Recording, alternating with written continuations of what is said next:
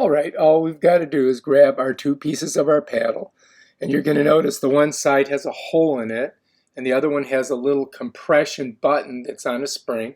You got to push that down and then slide it in very carefully, and you'll see it pop into that hole, and bam, now you're ready. Now you're going to release the clamp or the compression that holds the upper part of the expandable paddle, and you're going to figure out what height you want. Then you're going to close that clamp and it's going to lock it in.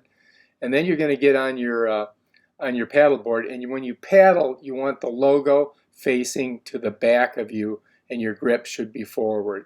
And you're going to bring it to the front of the board and pull it back to about even with your foot. And you can change the height. You want to make sure you get the right height for your height.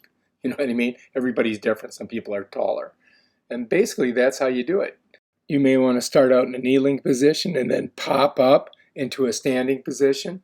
When you first get on the board, you want your feet equilateral distance in about the middle of the board. And all you got to do is balance yourself and not fall in. All right, to change the height or to dismantle it, we're going to pop that clamp like that, right? And that allows us to expand it or contract that top part where the grip is. We can lock it down, and once we figure out our height. But you also can change the attitude.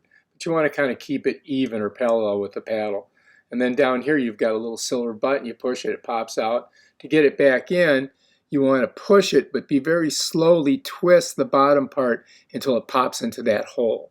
Here, I'll show you a little bit closer here. So here's the little silver button. It's on a spring. I push it and that releases it from that little hole in there. To get it back in, I squeeze it and then roll it in, twist it, and it pops in.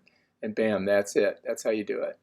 And yeah, that's how you work the paddle. To put it all away, it's very simple.